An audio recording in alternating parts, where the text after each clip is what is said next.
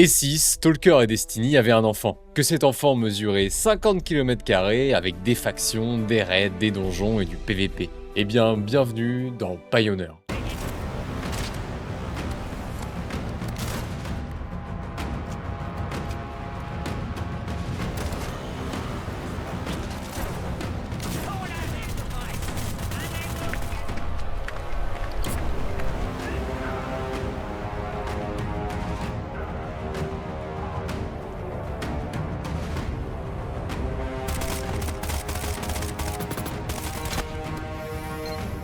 Salut tout le monde, c'est Tiro de la chaîne Tiro et Antitwist.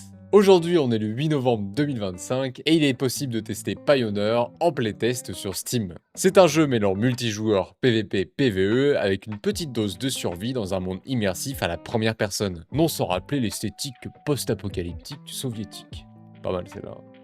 Allez. Aujourd'hui c'est un test full honnête. Est-ce que le jeu mérite votre temps, votre PC et surtout votre patience? Parce que oui, le jeu est censé sortir cette année et à part le playtest, on n'a toujours pas de date de sortie ni de modèle économique annoncé. Et sans plus attendre, c'est parti pour découvrir Pioneer. Et juste avant, n'hésite pas à t'abonner et à lâcher un petit like, ça aide à grossir la chaîne et ça fait vraiment plaisir. Merci pour ceux qui donnent de la force. Bonne vidéo. Avant d'entrer dans le monde de Pioneer, on doit créer son perso. Bon là, je vais pas vous faire des tartines, c'est très basique, ta coupe de cheveux, ton nez, tes yeux. De toute façon, c'est un FPS, on verra pas notre perso. On lance et quand on arrive sur le jeu, on est tout nu, sur une île étrange, amnésique et un gars nous réveille. Je crois que j'ai déjà vu ça quelque part, mais je sais plus... je sais plus où.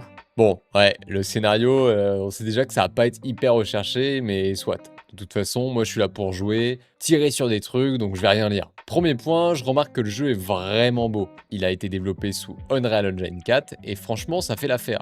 Les décors sont sympas, et on est vite dans l'ambiance. Par contre, l'optimisation, c'est vraiment pas ça. J'ai eu pas mal de chutes de FPS pendant le test, et certaines textures chargent devant moi. Mais bon, on va dire que c'est un playtest, et que ce sera réglé pour la sortie du jeu.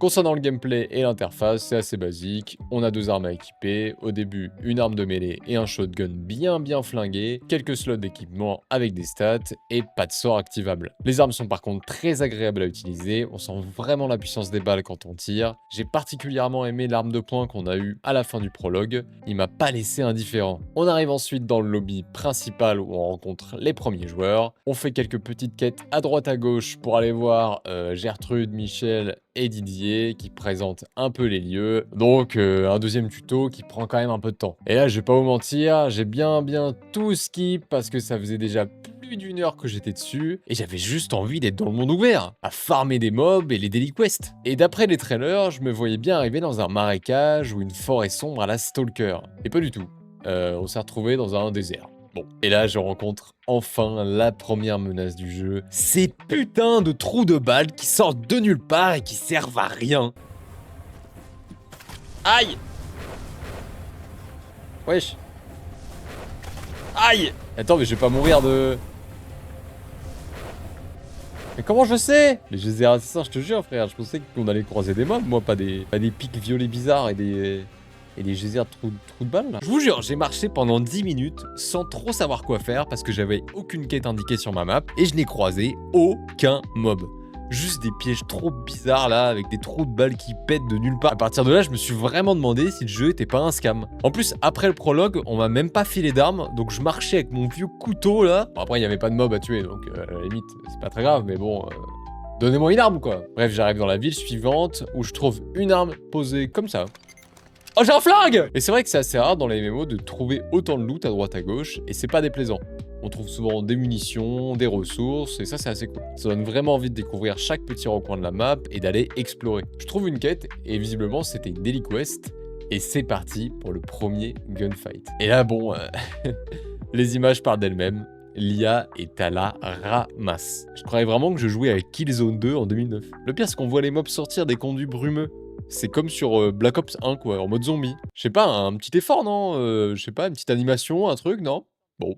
À ce moment-là du test, je vais pas vous mentir, j'avais vraiment envie d'Alt F4. Mais j'ai tenu le coup et en vrai je suis plutôt content. Je voulais aller plus loin. Et en vrai, j'ai plutôt bien fait, parce qu'en explorant la map, je me suis pris un peu au jeu. Et j'ai loot plusieurs armes et je me suis fait un peu d'XP pour débloquer quelques points de capacité. Concernant cette partie du jeu, c'est aussi très basique, hein, je vous l'ai pas présenté pour l'instant, on a des talents qui permettent de loot plus ou de tanker plus, mais ça reste vraiment simpliste. J'ai fini ce test en rentrant dans la seconde zone, qui était pour le coup bien plus intéressante que la première en termes d'ambiance, et après environ 5 heures de test, j'ai décidé de m'arrêter là. J'aurais voulu tester le PVP, mais je n'avais plus accès au lobby où j'étais au début, et visiblement il n'était pas possible de lancer des games PVP en dehors. Il existe aussi une zone appelée Shadowlands, qui est une zone entièrement PVP, et comment vous dire, elle est à l'autre bout de la map, et bon 50 km à pied, ça use les souliers.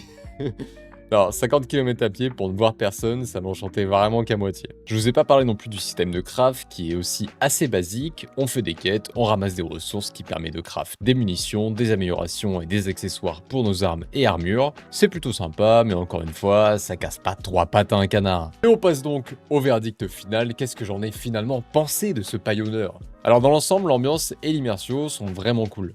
Graphiquement, c'est joli et on sent la puissance des armes quand on les utilise. On voit que le studio a vraiment beaucoup d'ambition pour le jeu, on nous promet du PVP hardcore, des donjons cachés, des raids difficiles, et le problème c'est que pour l'instant, tout ça c'est des promesses. Dans les faits, le côté MMO, je l'ai pas vraiment vu en fait. J'ai croisé quelques personnes dans le monde ouvert, mais il y avait très peu de moyens d'interagir, surtout que le chat in-game était cassé. Pour le monde ouvert, c'est pareil, la map est certes gigantesque, mais aussi très vide. On passe notre temps à marcher, et parfois pendant 10-15 minutes, il se passe rien. Donc on peut vite se retrouver sans trop d'objectifs, et ça dans un MMO c'est rédhibitoire. Je n'ai malheureusement pas pu tester le PVP, j'ai essayé de relancer le jeu plusieurs fois, mais j'étais confronté à un chargement infini. En conclusion, Pioneer a de bonnes bases, le studio a de grandes ambitions pour son jeu, mais dans les faits il reste beaucoup de travail. Il faut espérer que le studio prenne bien leur temps, quitte à repousser la sortie du jeu, et pourquoi pas annoncer le modèle économique, quoi, qu'on sache à quelle sauce on va être mangé. Et voilà, c'était le petit test sur Pioneer, n'hésitez pas à vous abonner si la vidéo vous a plu. On est souvent en stream sur des MMORPG avec mon ami Antituis, donc passe nous voir en stream, ça fait plaisir.